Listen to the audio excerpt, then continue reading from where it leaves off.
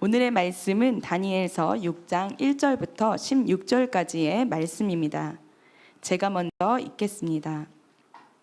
다리오가 자기의 뜻대로 고관 120명을 세워 전국을 통치하게 하고 또 그들 위에 총리 셋을 두었으니 다니엘이 그 중에 하나이라.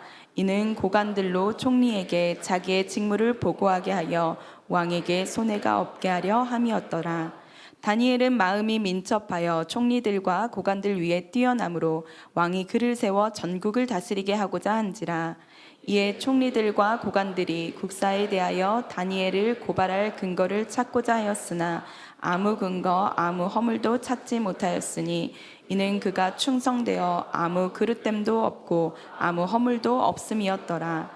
그들이 이르되 이 다니엘은 그 하나님의 율법에서 근거를 찾지 못하면 그를 고발할 수 없으리이다 하고, 이에 총리들과 고관들이 모여 왕에게 나아가서 그에게 말하되 다리오 왕이여 만수무강하옵소서.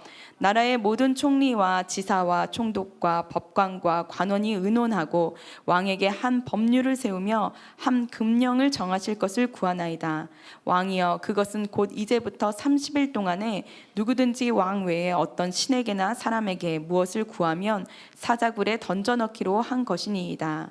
그런즉 왕이여 원하건대 금령을 세우시고 그 조서에 왕의 도장을 찍어 메대와 바사에 고치지 아니하는 규례를 따라 그것을 다시 고치지 못하게 하옵소서 하매, 이에 다리오 왕이 조서에 왕의 도장을 찍어 금령을 내니라. 다니엘이 이 조서에 왕의 도장이 찍힌 것을 알고도 자기 집에 돌아가서는 윗방에 올라가 예루살렘으로 향한 창문을 열고 전에 하던 대로 하루 3번씩 무릎을 꿇고 기도하며 그의 하나님께 감사하였더라. 그 무리들이 모여서 다니엘이 자기 하나님 앞에 기도하며 간구하는 것을 발견하고, 이에 그들이 나아가서 왕의 금령에 관하여 왕께 아뢰되 왕이여 왕이 이미 금령에 왕의 도장을 찍어서 이제부터 30일 동안에는 누구든지 왕 외에 어떤 신에게나 사람에게 구하면 사자굴에 던져 넣기로 하지 아니하였나이까 하니, 왕이 대답하여 이르되 이 일이 확실하니 메대와 바사에 고치지 못하는 규례니라 하는지라. 그들이 왕 앞에서 말하여 이르되 왕이여 사로잡혀온 유다 자손 중에 다니엘이 왕과 왕의 도장이 찍힌 금령을 존중하지 아니하고 하루 3번씩 기도하나이다 하니, 왕이 이 말을 듣고 그로 말미암아 심히 근심하여 다니엘을 구원하려고 마음을 쓰며 그를 건져내려고 힘을 다하다가 해가 질 때에 이르렀더라. 그 무리들이 또 모여 왕에게로 나아와서 왕께 말하되 왕이여 메대와 바사의 규례를 아시거니와 왕께서 세우신 금령과 법도는 고치지 못할 것이니이다 하니, 이에 왕이 명령하매 다니엘을 끌어다가 사자굴에 던져 넣는지라. 왕이 다니엘에게 이르되 내가 항상 섬기는 너의 하나님이 너를 구원하시리라 하니라. 아멘. 다 함께 자리에 앉으시겠습니다. 이제 담임 목사님께서 나오셔서 신실한 믿음을 모두가 좋아하지 않는다라는 제목으로 말씀 전해주시겠습니다. 할렐루야. 순전한 교회 주일 예배에 참여하시는 여러분 모두를 주님의 이름으로 환영합니다. 우리 인사 나누실까요? 잘 오셨습니다. 사랑하고 축복합니다. 제가 미국에 있을 때 그 빌롱인 코처치라는 데를 방문했는데요. 그때 이제 은혜 같이 나누고 그때 이제 집회 때 저도 기도받고 했는데, 예배 끝나고 나서 한 자매님이 자기 8월에 한국 올 일 있다고 저한테 와서 한국 오면 꼭 교회 방문하겠다고, 그래서 제가 오면은 꼭 웰컴하겠다고 했거든요. Your name is Juliana, right? Jayla, sorry. Jayla, we welcome and bless you, and we are glad you are here. Thank you for coming. So, would you stand up? 예, 우리 박수로 좀 환영하도록 하겠습니다. Jayla, thank you. 예, 감사합니다. 감사합니다. 저희는 뭐 주일 예배니까 대신 기도해 드리는 시간 갖기는 좀 힘들고, 하여간 와주셔서 저도 깜짝 놀랐어요. 한국말도 좀 하세요. 한국말도 하고 한국말 드라마 보면서 배웠대요. 그래서 한국이 많이 알려지고 있습니다. 굉장히 좋은 시대고, 또 한국 궁금해서 찾아오는 외국인들도 참 많은데, 하여간 너무 감사한 일이죠. 우리 기도하고 말씀 전하겠습니다. 하나님, 오늘 주님의 주시는 은혜 아래서 아버지 오늘 다니엘서 말씀을 나누고자 합니다. 모두가 은혜 받게 하시고 듣게 하시고 깨닫게 하시고 하나님의 진리 안에서 나에게 주시는 아버지의 말씀 온전하게 들을 수 있는 은혜 허락하여 주시옵소서. 감사드리며 예수 그리스도 이름으로 기도합니다. 아멘. 주전 BC 539년 10월에 바벨론이 페르시아의 바사 제국에 의해서 멸망당했습니다. 고레스 왕이 이끄는 바사국 군대가 시대의 철옹성 같던 바벨론 성을 점령한 겁니다. 다니엘서 5장 31절을 보면 이렇게 이야기하고 있는데요. 물론 이 바사 왕 고레스가 점령한 게 맞아요. 바사 왕 고레스가 바벨론을 점령한 분명한 역사적인 기록이 있지만 성경은 고레스는 나중에 다시 언급을 하고 여기서 한번 31절 보시면 함께 읽어볼까요? 함께 읽겠습니다. 메대 사람 다리오가 나라를 얻었는데 그때 다리오는 62세였더라. 이 다리오가 누군지에 대한 설이 두 가지가 있습니다. 첫 번째는 다리오가 고레스 왕을 뜻하는 또 다른 이름이었을 것이다.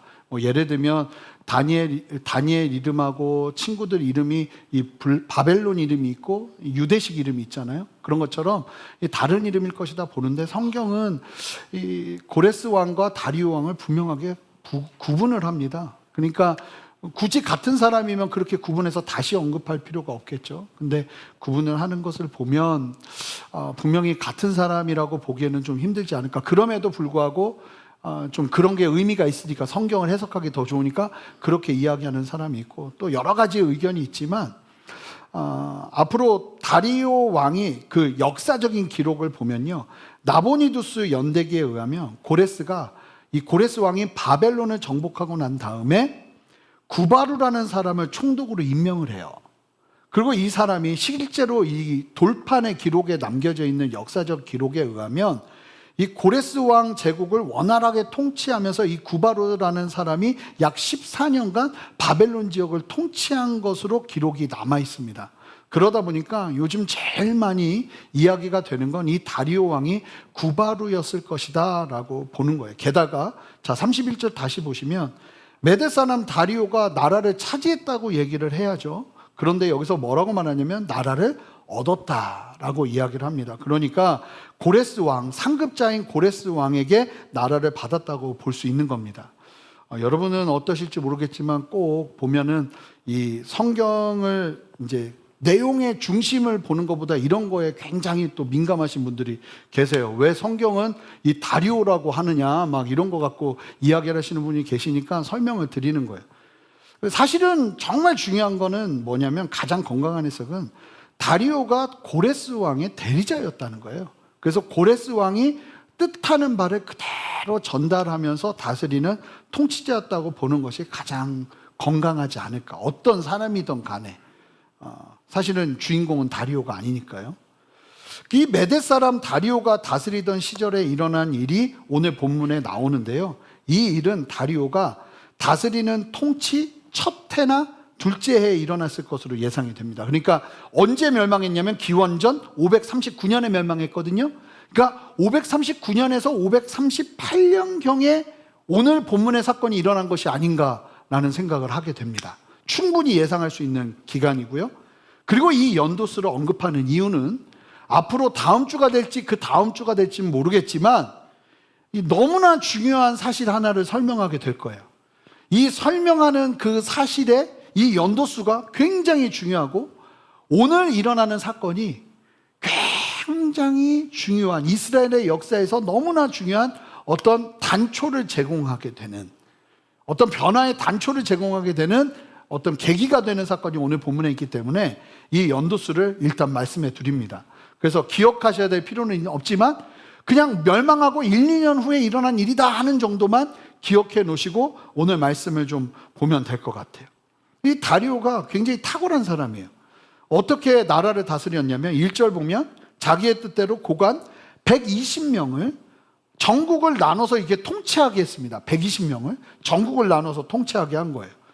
그리고는 2절을 보세요. 그 120명 위에 총리를 3명을 둬요. 자, 2절 말씀 함께 읽어볼까요? 함께 읽습니다.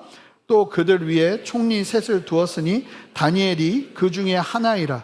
이는 고관들로 총리에게 자기의 직무를 보고하게 하여 왕에게 손해가 없게 하려 함이었더라. 자, 보세요. 이 총리도 3명이나 세웁니다. 그래서 한 사람이 보고하는 것으로 만족하지 않고 3명이 다른 입장에서 보고를 하면서 진위를 가리기 위해서 이와 같이 3명을 세워두고 3명의 총리로 더 잘 다스리도록 그렇게 행정적인 처리를 하면서 나라를 다스리는 다리오의 이야기를 볼 수 있죠. 그런데 여기서 놀라운 사실이 뭡니까? 3명의 총리 중에 우리가 아는 다니엘이 여기에 속했다는 거예요. 대단한 일이거든요. 전무후무한 일이에요, 거의. 바벨론 시대에 게다가 마지막 멸망 직전에 하루 남겨두고 총리가 된 사람이 나라가 무너지고 나라가 멸망했는데 메데 바사국의 또 다른 총리로 세워졌다. 이게 굉장한 일이죠. 도대체 어떻게 다니엘이 이와 같이 또 다른 총리로 세워질 수 있었는가? 우리가 다양한 상상을 할 수 있겠죠.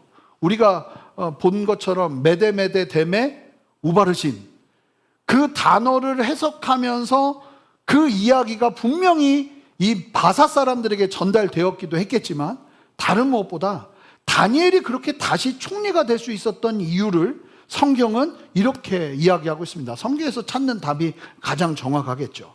우리 함께 3절 말씀 한 목소리로 읽어보겠습니다. 함께 읽겠습니다.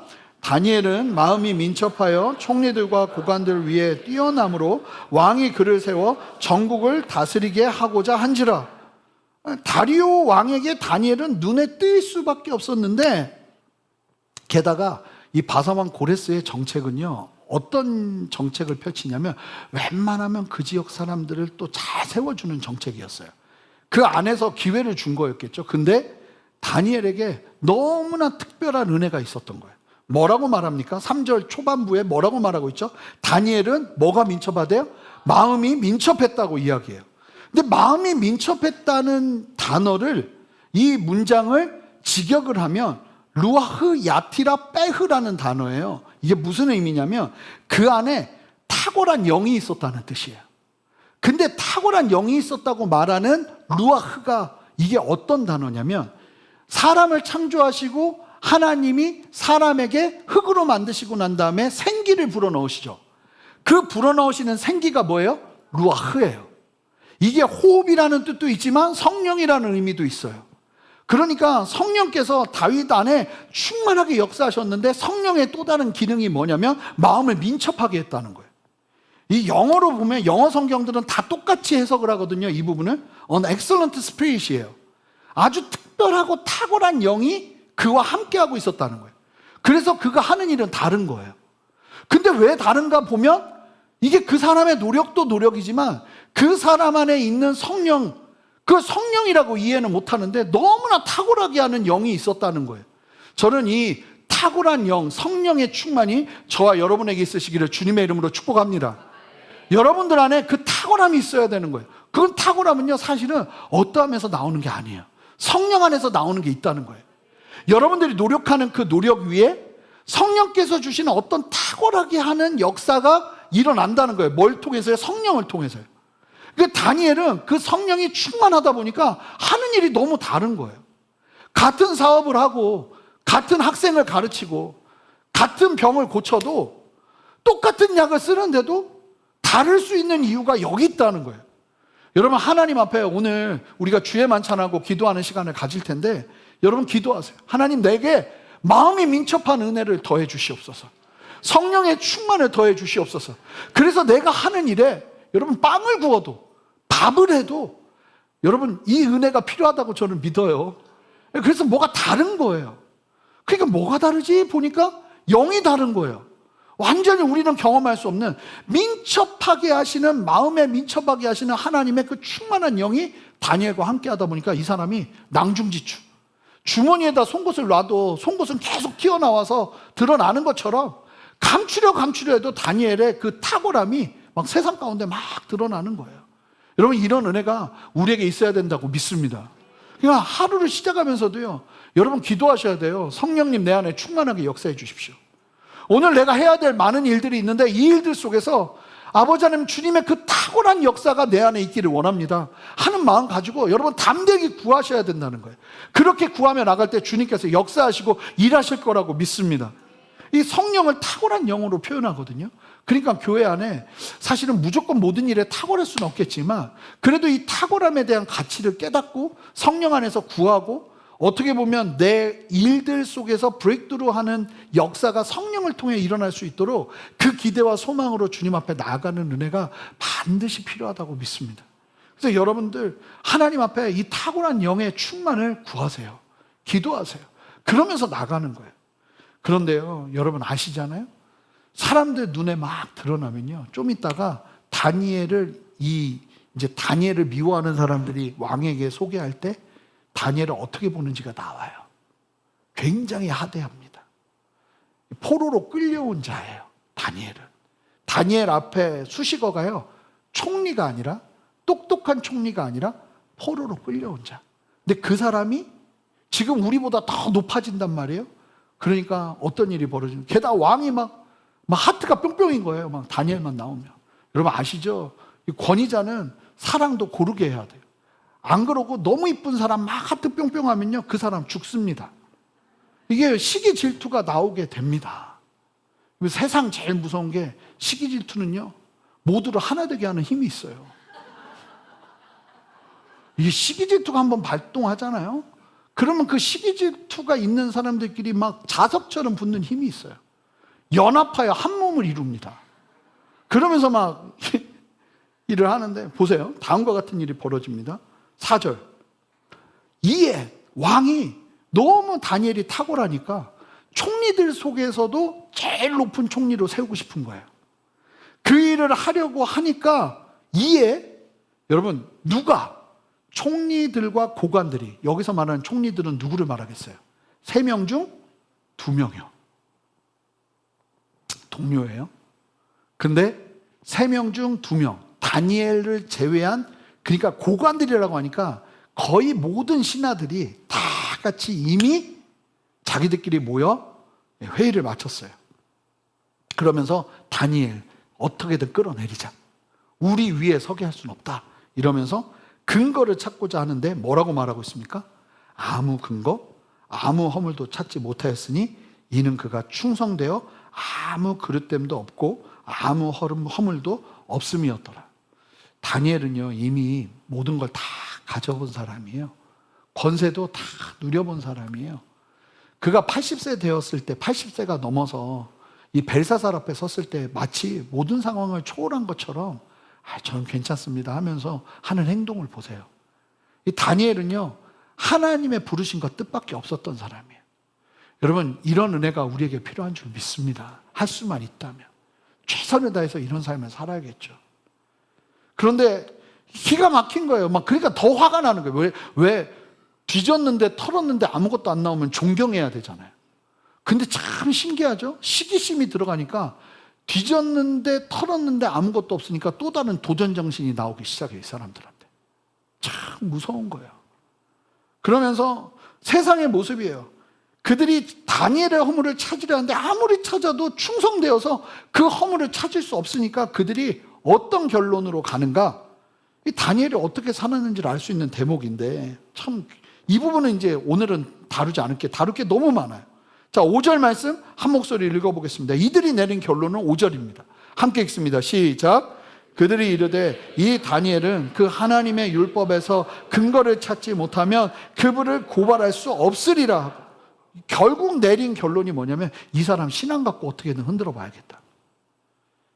유일한 약점이 될 수 있는 게 신앙이라는 거를 본 거예요. 너무 강한 신앙.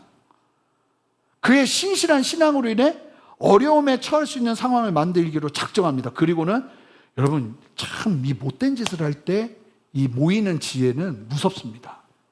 그러니까 어떤 지혜로 다가가냐면, 자 6절 7절 보세요. 왕이 다니엘을 너무 좋아하기 때문에 다니엘에게 함부로 다니엘을 해하게 할 수 있는 길을 찾기가 정말 쉽지 않아요. 그러니까 다니엘 얘기를 꺼내지도 않아요. 세상 사람들이 무섭다니까요.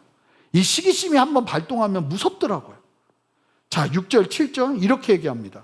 이에 총리들과 고관들이 모여 왕에게 나아가서 그에게 말하되 다리오 왕이여 만수무강하옵소서. 그러니까 우리는 지금 당신의 만수무강을 바랍니다 이러면서 나라의 모든 총리와 지사와 총독과 법관과 관원이 의논하고 왕에게 한 법률을 세우며 한 금령을 정하실 것을 구하나이다. 이게 거짓말이죠. 이렇게까지는 아니에요. 그런데 지금 왕에게 우리의 모두의 합치된 의견입니다 하면서 왕에게 금령을 선포해 달라고 얘기하는 거예요. 그러니까 왕이 뭔데? 하고 이제 묻는 거죠. 그랬더니 뭐라고 말하냐면 그것은 곧 이제부터 길지도 않아요. 이 사람들은 30일을 봐요. 30일 동안에 누구든지 왕 외에 다른 어떤 신에게나 사람에게 기도를 하면 사자굴에 던져 넣는 게 좋겠습니다. 이걸 왜 하는 거냐? 지금 나라가 막 시작된단 말이에요. 왕권이 강화돼야 된단 말이에요. 길게도 아니에요. 30일이에요. 30일 동안 왕에게 집중하면서 왕을 높여드리는 일들을 이 페르시아 제국, 바벨론 제국 전역에서 이 일을 하자고 제의를 하기 시작하는 거예요. 왕의 입장에서 너무 고맙죠. 기분이 좋죠. 게다가 30일이에요. 길지도 않은 시간이란 말입니다. 그 정도 하면 나라가 더 건강해질 것 같다는 생각이 들게끔 막 그렇게 이야기를 하는 거예요. 그러면서 만약에 그걸 어기면 이 사자굴에 던져서 그 사람을 죽이는 것으로. 근데 과연 누가 그걸 어기겠어요? 싶은 거죠. 왕이 이제 마음을 놓고 이야기를 듣습니다. 그러자 그들은 왕에게 더 치밀하게 요청합니다. 8절, 9절. 그런즉 왕이여 원하건대 금령을 세우시고 그 조서에 왕의 도장을 찍어 메대와 바사에 고치지 아니하는 규례를 따라 그것을 다시 고치지 못하게 하옵소서. 이 사람들이 이제 작전을 짜는 거예요. 도장을 찍어서 어느 누구에게도 예외가 없도록 그 조서에 도장을 찍어서 법령으로 선포해 주십시오. 그러자 다리오 왕이 좋으니까요. 왕권을 강화하게 하는 법을 신하들이 다 왕을 위해서 만들었다 하니까 좋으니까. 9절 보시면 이에 다리오 왕이 조서에 왕의 도장을 찍어 금령을 내립니다. 이제 이거는 어기면 누구라도 왕의 어머니라도 죽을 수밖에 없는 상황이 펼쳐진 겁니다. 그런데 이 상황을 소식을 접한 다니엘이 이게 한두 살도 아니고 80이 넘은 나이에 자기를 빼고 모든 신하들이 함께 회의를 해서 왕에게 건의를 한 이 사건을 모르겠어요? 알죠. 그리고 이 법령이 목적이 무엇인지 모르겠어요? 다니엘은 딱 보는 순간 다니엘은 아는 거예요. 그런데 다니엘이 이 조서가 내리자 30일만 참으면 되는 거예요, 어떻게 보면. 그런데 다니엘이 무엇을 결정하는가? 10절 함께 한 목소리로 읽어보겠습니다. 함께 읽겠습니다. 다니엘이 이 조서에 왕의 도장이 찍힌 것을 알고도 자기 집에 들어가서는 윗방에 올라가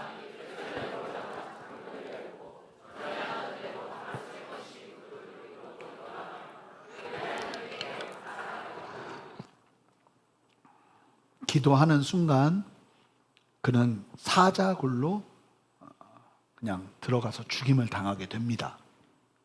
그런데 하루도 타협하지 않아요. 저는 이게 참 이 다니엘을 죽이려는 사람들도 보세요.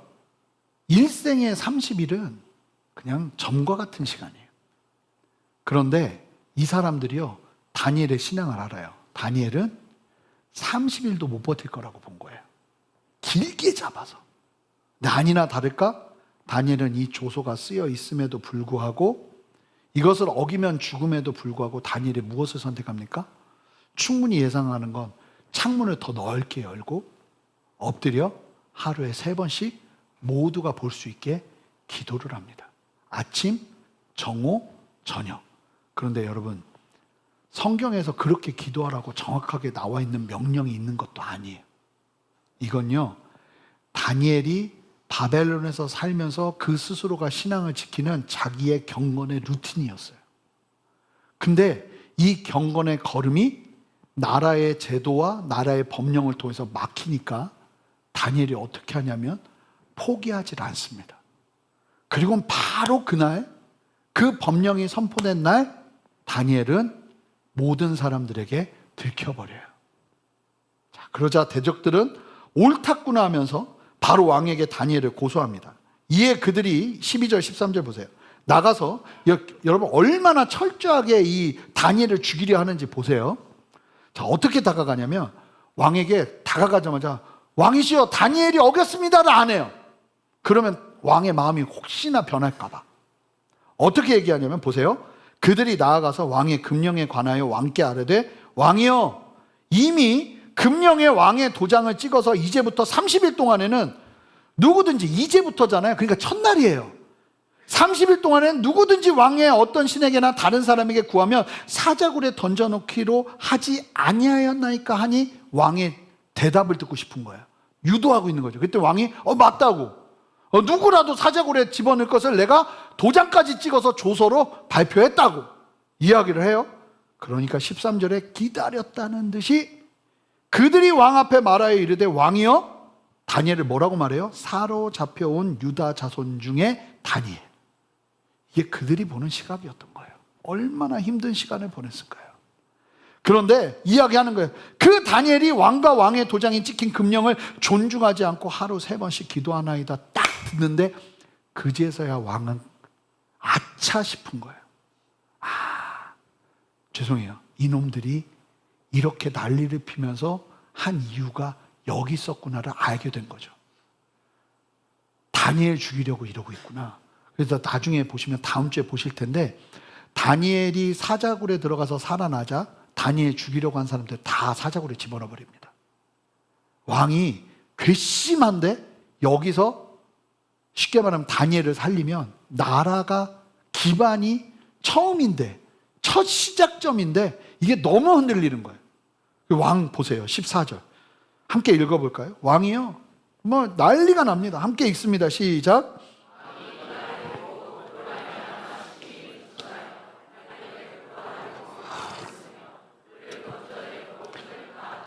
해가 질 때에 이르렀더라. 밤이 되도록 결정을 못해요. 결정을 못해요. 어떻게 해야 될까? 어떻게 살려야 될까? 그랬더니요 신하들이 또 쫓아가요. 왜 빨리 결정 안 하시냐고. 결국 왕은 살릴 길이 없는 거예요. 이제 다니엘이 그렇게 의지하는 하나님께 맡길 뿐이에요. 그러면서 다니엘에게 사자굴에 던지면서 왕이 이렇게 말합니다. 자 16절 이에 왕이 명령하며 다니엘을 끌어다가 사자굴에 던져 넣는지라. 왕이 다니엘에게 이르되 네가 항상 섬기는 너의 하나님이 너를 구원하시리라 하니라. 항상 섬기는 네가 항상 섬기는 하나님. 여러분 이게 우리의 닉네임이 되어야 될 줄 믿습니다. 여러분 세상 사람들은 우리의 출신과 우리의 어떠함을 이야기하는지 몰라도 나랑 같이 있는 사람들은 아는 거예요. 나와 함께하는 하나님, 항상 섬기는 하나님, 이게 우리에게 있어야 되는 거예요. 자 그럼 이게 오늘 본문의 내용이에요. 이러면서 다니엘은 사자굴로 들어가요. 여기서 오늘 본문은 끝납니다. 자 그러면 오늘 본문의 내용을 다니엘의 입장에서 좀 볼까요? 다니엘의 입장에서 다니엘은요 사실은 바사국의 총리가 되고 싶다고 기도한 적이 없을 거예요. 이미 은퇴한 나이였고 나이가 80이 넘은 나이였기 때문에 내가 다시 뭐 바벨론의 총리가 된다 이런 생각도 한 적이 없을 거예요. 그저 다니엘 모습 보셨잖아요. 벨사살 앞에서 그냥 모든 것을 초월한 사람처럼 그저 하나님의 뜻을 전할 뿐이에요. 그런데도 다니엘이 이 바벨론의 멸망 하루를 앞두고 극적으로 총리가 되었습니다. 그리고 성경은 다 기록하고 있지 않지만 얼마나 복잡하고 많은 일들이 바사 제국이 세워지는 과정 가운데 페르시아 제국이 세워지는 과정 가운데 일어났겠어요? 그런데 그 과정 속에서 결국 다니엘은 다리오 왕의 전폭적인 신임을 얻으며 3명의 총리 중 한 사람으로 그리고 결국은 최고의 총리로 오르는 직전까지 간 거예요. 이 과정에서 다니엘을 알아요. 하나님의 그 탁월한 영, An excellent spirit이 함께하는 것을 너무나 놀랍게 경험한 거예요. 그래서 그 안에서 성실과 최선의 걸음을 걸으면서 하나님의 도우심을 경험하면서 이게 막 하나님이 하시는 일이다 하는 것을 보게 되거든요. 게다가 제가 3주나 2주 후에 설교를 하게 될 텐데 지금 이 페르시아 제국이 세워지기 시작하면서부터 굉장히 독특한 일이 벌어지고 있었어요. 그 상황 속에서 다니엘이 총리가 된 건 너무나 분명한 하나님의 뜻이 보여요. 이거는 바보도 볼 수 있는 상황이에요. 그러니까 이게 하나님이 세워주셨을 뿐만 아니라 여기에 세움받은 이유가 너무나 분명한 역사적인 사명이 보이는 거죠. 민족적인 사명이 보이고. 그게 뭔지는 그때 말씀드려야지 지금 얘기하면 또 김 빠져가지고 그때 은혜 잘 안 돼요. 그래서 그때 말씀드릴게요. 근데 그렇게 막 세워지고 있었거든요. 그런데 하나님이 하시는 일인데, 하나님이 세우셔서 하나님의 역사 속에서 기름 부음이 일어나고 있는데 어떤 일이 벌어지기 시작하냐면 주변 사람들이 질투하기 시작하는 거예요. 주변 사람들이 날 너무 싫어하기 시작하는 거예요. 여러분 그런 경험 해보셨는지 모르겠지만 직장에 가서 인사하는데 갑자기 인사를 안 받기 시작하는 거예요. 사람들이 무시하기 시작하고 뒤에서 욕하는 얘기가 들리기 시작하는 거예요. 여러분 하나님의 역사가 사실은 무엇을 가져오고 있나요 지금? 주변 사람들의 시기 질투를 가지고 오고 있고요. 더 무섭게는 다니엘을 죽이지 못해 안달난 사람들이 등장하기 시작합니다. 그리고는 왕의 법령이 발표가 되는데 이거는 날 죽이려고 작정한 법이구나 하는 게 그냥 알겠는 거예요. 오늘날로 따지면 예수 믿는 사람 죽이려고 만든 법이구나 하는 걸 그냥 알게 되는 법들이 나올 수 있는 가능성이 있는 시대잖아요. 그런 것처럼 그냥 다니엘은 보는 순간 아는 거예요. 여러분 30일은요 엄청나게 유혹이 되는 기간입니다. 아니 3달도 아니고 3년도 아니고 30일이에요. 제가 아까 말씀드렸지만 눈 다 감고 지금 역사적인 사명도 있잖아요. 내가 총리를 해야 지금 그 일이 이루어질 게 너무 보인단 말이에요. 하나님이 여기까지 나를 인도하신 게 분명하단 말이에요. 그런데 지금 30일 동안 기도를 참으면 그 일을 계속할 수 있어 보여요. 내 눈에는.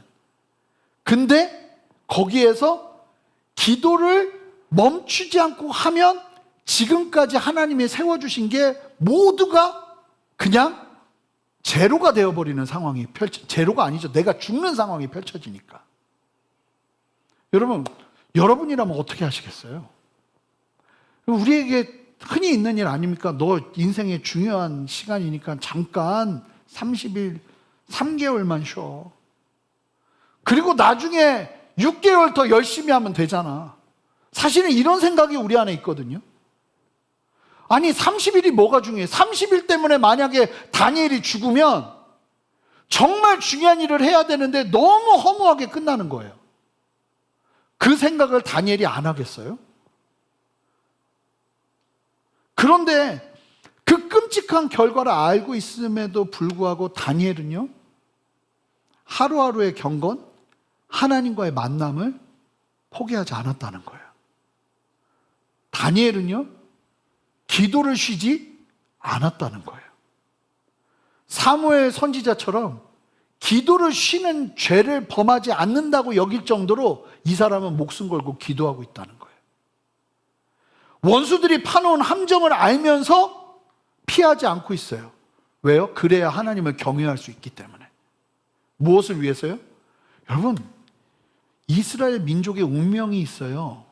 그런데 기도를 위해서 그 걸음을 포기할 수밖에 없는 상황을 맞이해요.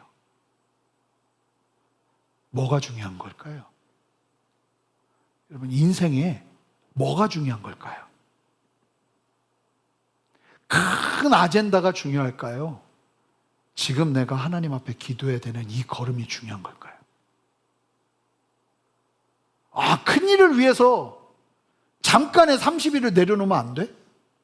이야기할 수 있겠지만 다니엘은 그 어떤 큰 일보다 지금 내가 해야 되는 기도가 중요하다고 여겼어요.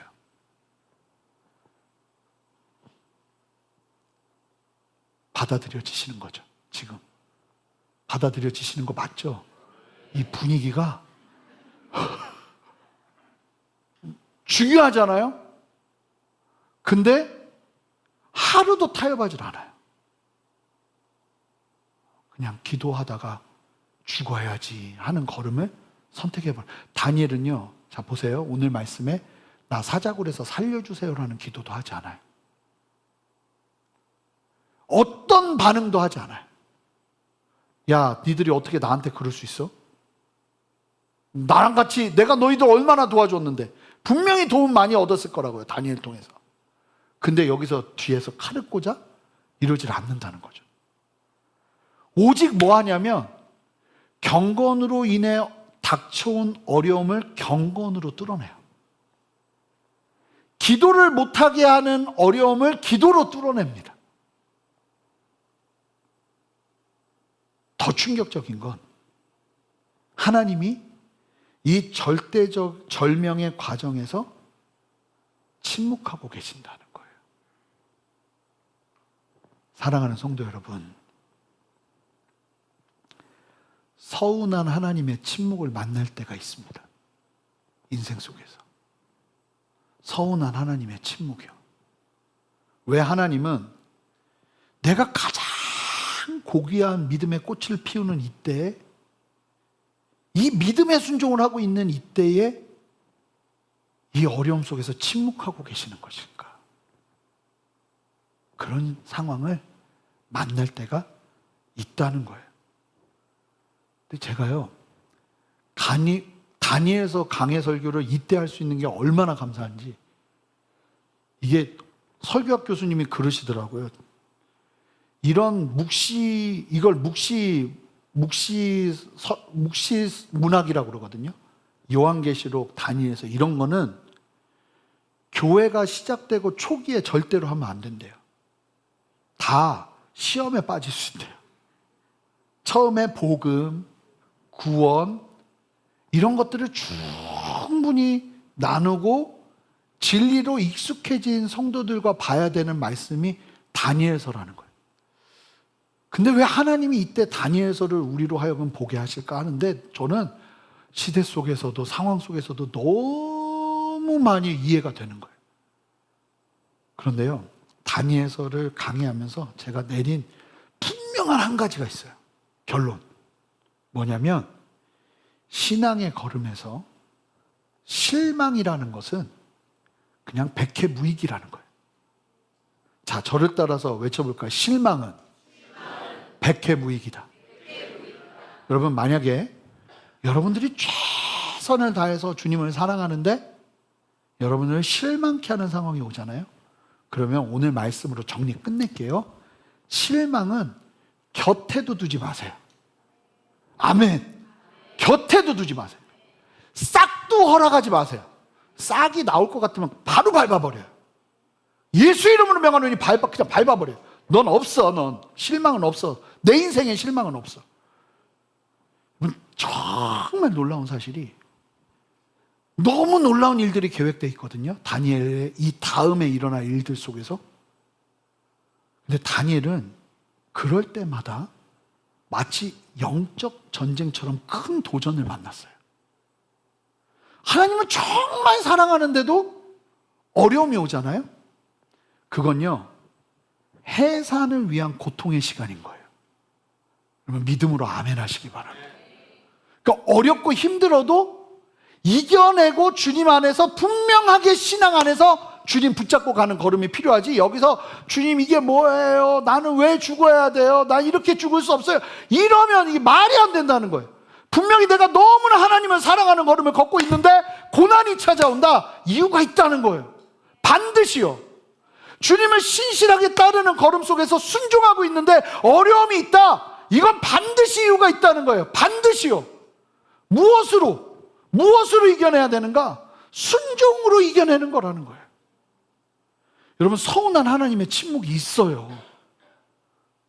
그리고 참 신기하게 희한할 때 하나님이 응답하세요. 언제요? 사자 굴에 빠질 때, 뭐 이럴 때. 그러니까 거의 죽기 직전까지 가지 않는 이상 하나님이 그런 때는 침묵하신다는 거예요.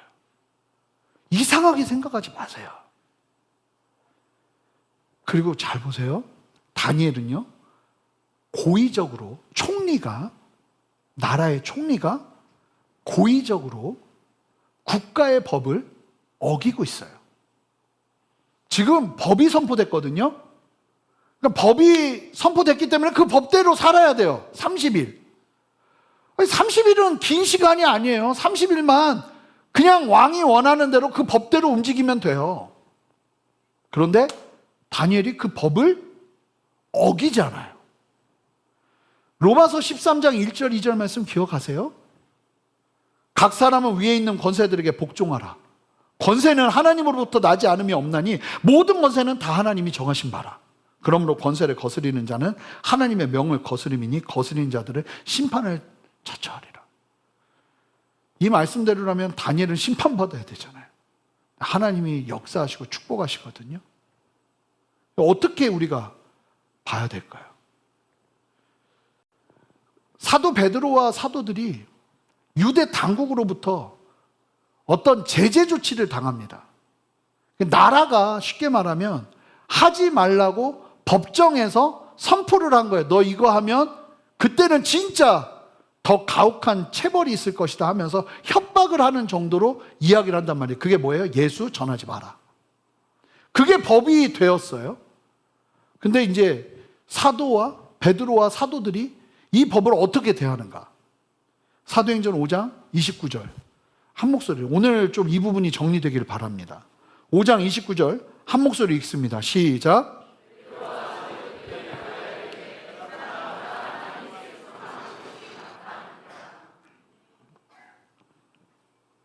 지금 시대를 보면 우리의 하나님의 법과 세상의 법이 충돌할 수 있는 상황이 정말 많이 펼쳐질 가능성이 있어요.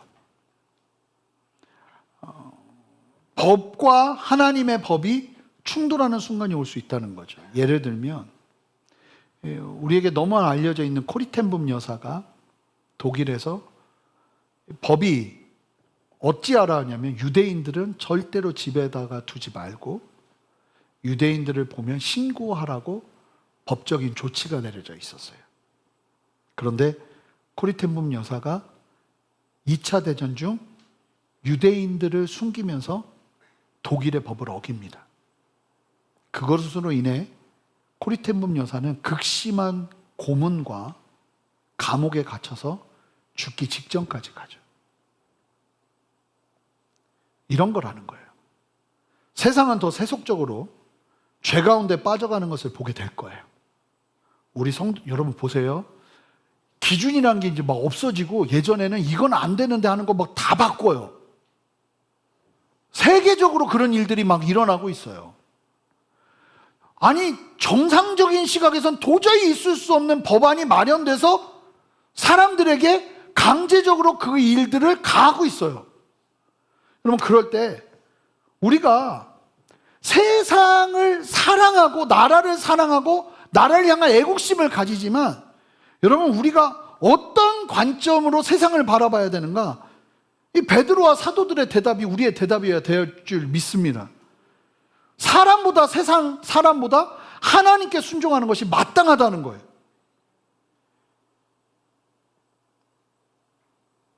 여러분, 믿는 자가 신력까지 갖추면요, 세상에 위협이 될 가능성이 커요.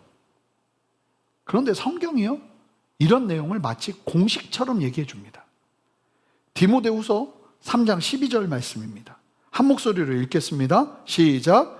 무릇 그리스도 예수 안에서 경건하게 살고자 하는 자는 박해를 받으리라.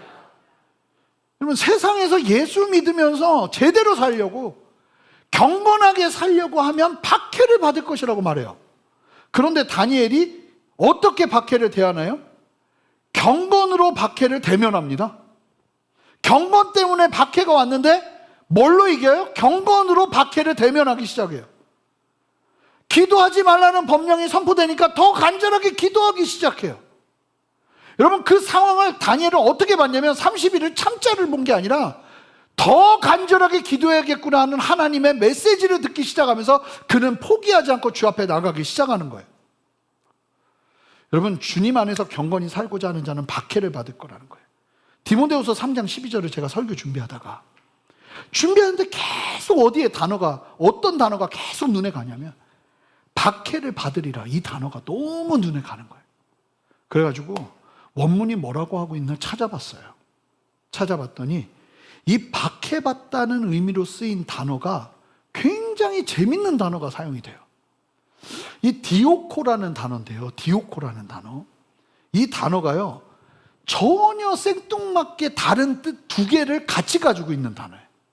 근데 이 본문에서는 3장 12절에서는 박해받는다는 의미로 분명하게 쓰인 게 맞아요. 근데 이 단어가요, 박해받는다는 의미도 있지만 같은 단어인데 어떤 뜻이 있냐면 뒤쫓는다, 따른다 하는 뜻이 있어요.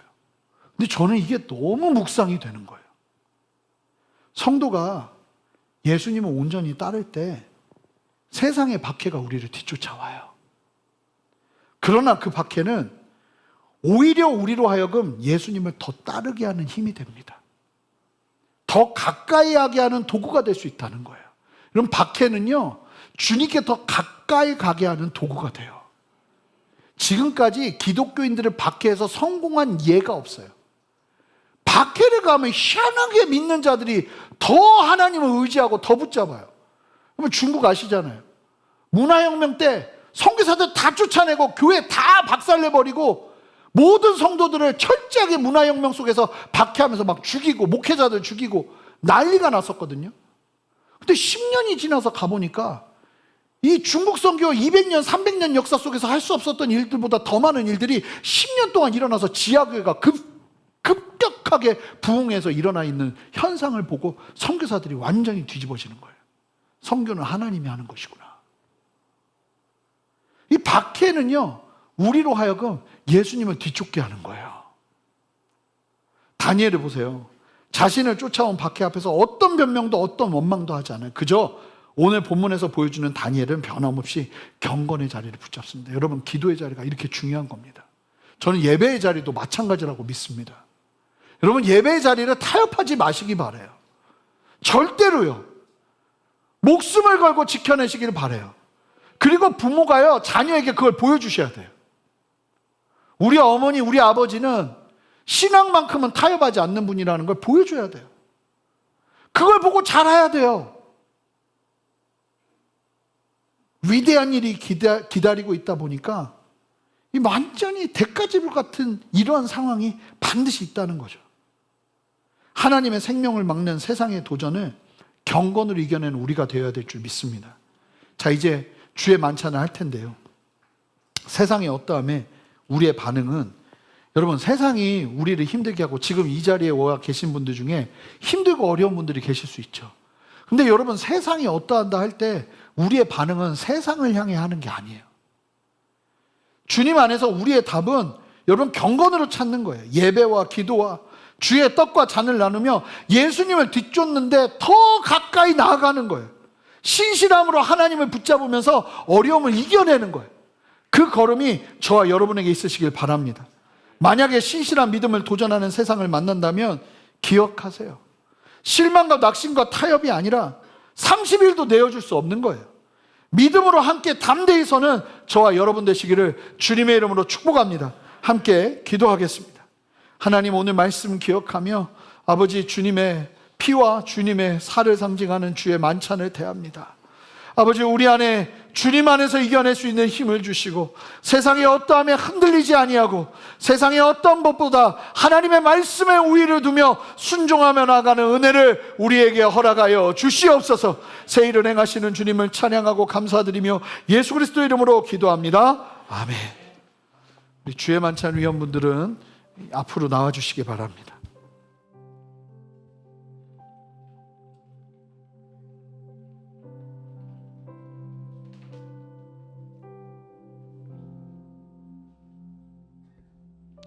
우리 세례를 받으신 분들만 주의 만찬에 참여하실 수 있습니다.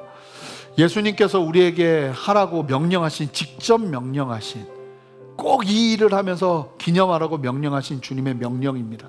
그래서 우리는 할 수만 있다면 한 달에 한 번씩 이 일을 하는데요, 다시 한번 기억하면서 주님, 예수님이 걸어내신 이 십자가의 길, 우리를 위해 찢기시고 우리 위해 흘리신 예수 그리스도의 보혈과 주님의 몸을 기억하며 아버지, 오늘도 나의 삶의 자리에서 순종으로 이겨내기를 원합니다. 타협하지 않기를 원합니다. 믿음의 걸음 걸어내기를 원합니다. 주님 앞에 서는 우리 모두 되기를 원합니다. 예수님께서 잡히시기 전날 밤 이와 같이 떡을 떼시며 제자들에게 주님의 몸을 상징하는 이 떡을 나누시면서 이 떡은 너희를 위해 찢기는 나의 몸을 상징하는 것이니 이것을 먹을 때마다 나를 기념하라. 주님의 그 몸을 상징하는 떡을 우리가 함께 나누면서 주님 앞에 기도하면서 주님 앞에 더 가까이 나가는 시간 되기를 소망합니다. 함께 분병하겠습니다.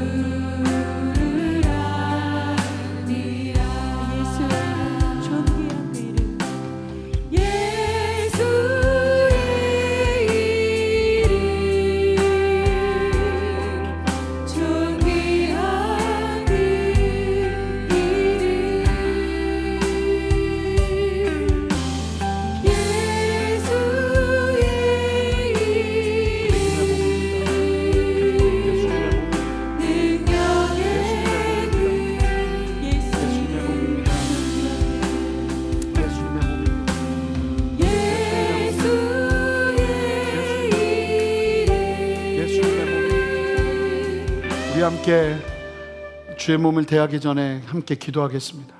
예수님, 나를 살리기 위해 찢기신 예수님의 그 걸음 기억하면서 하나님, 주님을 부끄러워하지 아니하고 이 땅에서 주님 경건으로 우리의 삶의 문제들을 이겨내는 그 역사를 누리기를 원하오니 이 시간 생명으로 우리 안에 다스려 주시옵소서. 감사드리며 예수 그리스도 이름으로 기도합니다. 아멘. 함께 주님의 몸에 동참하시겠습니다. 예수님께서 또한 이와 같이 떡을 나누신 후에 잔을 들어 축사하시면서 예수님의 보혈을 상징하는 이 잔을 들어 말씀하셨습니다. 이 잔은 너희를 위해 흘리는 나의 언약의 피니 이 잔을 마실 때마다 나를 기념하라. 주님의 그 보혈의 은혜로 우리를 온전케 해주시기를 간절히 사모하며 함께 분잔하도록 하겠습니다.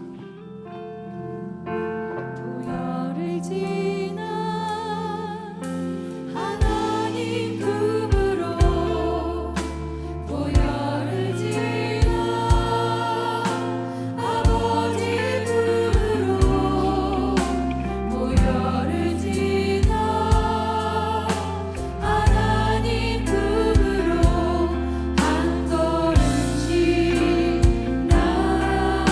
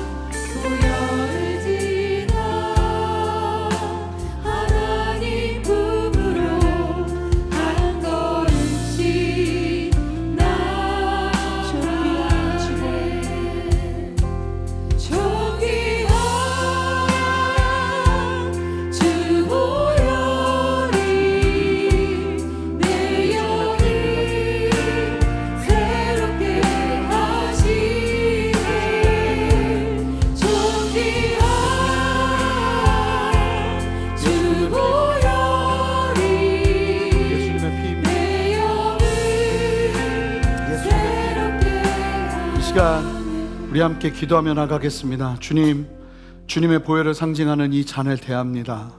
단순한 음료가 아니라 예수 그리스도의 그 십자가의 보혈을 상징하는 이 놀라운 아버지 주의 잔을 대하며 주님과 함께 거하고 주님 안에서 승리하며 예수로 말미암아 일어나는 모든 일들을 예수 안에서 해결할 수 있는 은혜를 우리에게 허락하여 주시옵소서. 감사드리며 예수 그리스도 이름으로 기도합니다. 아멘. 우리 함께 주의 잔에 동참하시겠습니다.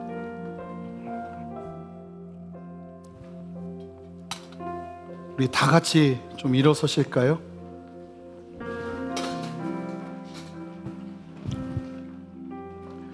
오늘 말씀을 보면 다니엘이 하나님의 서운한 침묵 앞에서 감사를 선포하죠. 기도를 쉬지 않습니다. 하나님의 그 서운한 침묵 앞에서 그의 걸음을 절대로 포기하지 않습니다.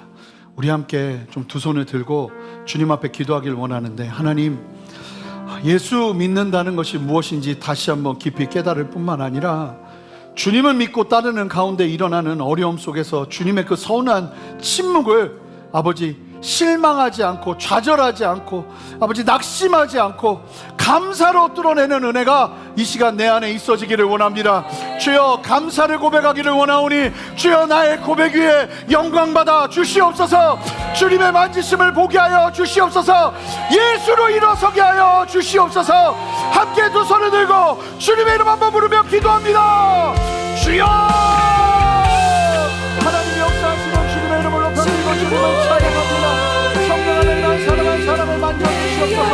성령 안에 한 사람 한 사람을 새롭게 하여 주시옵소서.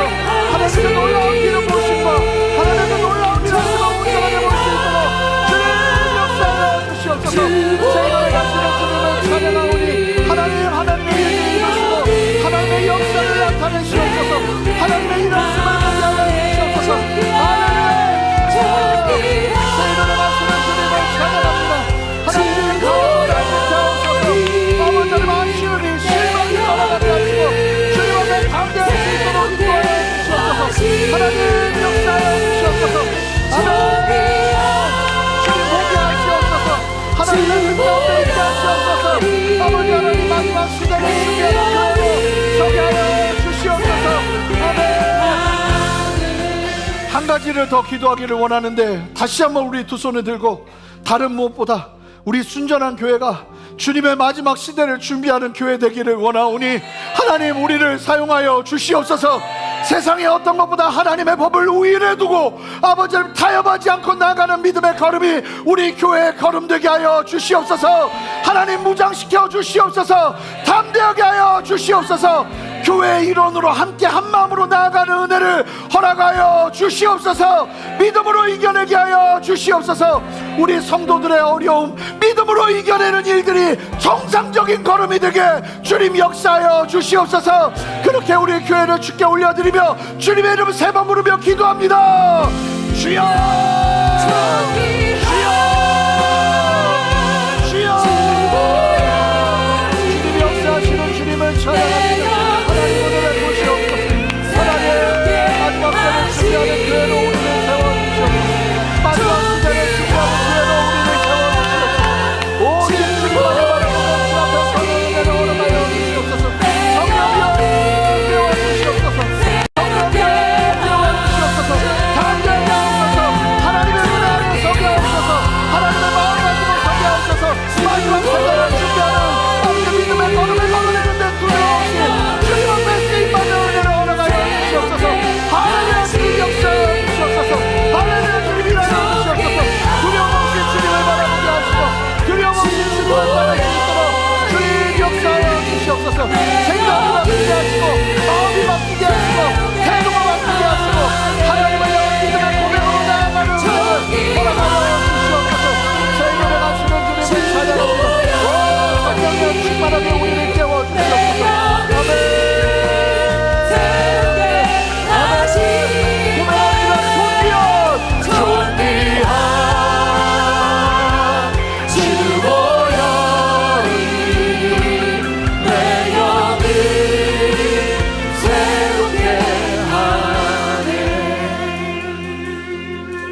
하나님의 생명을 위해 언제나 주님은 이 땅에 죄가 만연한 이후부터 하나님의 생명을 위해서는 언제나 해산의 고통을 요구하시고, 우리는 다 이해할 수 없으나 그러한 걸음 가운데 믿음을 지켜내는 성도들의 걸음을 통해 하나님의 생명을 낳으셨습니다. 하나님, 이 사실을 우리가 놓치지 않게 하시고 잃어버리지 않게 하시고 희미해지지 않게 하여 주셔서 담대하게 일어서는 은혜를 허락하여 주시옵소서. 하나님, 이 시간 우리 안에 주님을 향한 실망을 싹부터 잘라버리기를 원합니다. 예수 보혈로 우리를 새롭게 하여 주시고 아버지의 진리로 우리를 온전케 하여 주셔서 주님을 따르는 믿음의 걸음 담대하게 걸어낼 수 있도록 역사하여 주시옵소서. 다니엘의 걸음을 담고 싶습니다. 사람과 싸우지 않고, 사람에게 원망하지 않고, 그저 하나님 앞에 해야 될 기도. 오늘 모습에서 보여지는 다니엘은 기도와 감사 두 가지였습니다. 하나님, 그 모든 상황 속에서 우리가 어떠한 이야기를 할 수 있는다 할지라도 우리에게서 드러나는 두 가지 기도와 감사의 길을 소망하오니, 하나님, 우리의 자리에서 그 승리의 싸움을 싸워낼 수 있는 힘과 능력을 더하여 주시옵소서. 주로부터 오지 않는 연민과 안타까운 마음과 세상적인 모든 생각들이 정리되게 하여 주시고 아버지의 진리로 새롭게 하셔서 아버지, 우리를 온전케 하시는 주님을 보게 하여 주시옵소서. 강하고 담대케 하여 주시고 낙심치 않게 하여 주시고 하나님 앞에 온전히 서는 은혜 우리에게 허락하여 주시옵소서. 오늘도 그렇게 우리 안에 역사하시는 주님을 찬양하고 감사드리며 예수 그리스도 이름으로 기도합니다. 아멘. 우리 주님께 영광의 박수 올려드리겠습니다.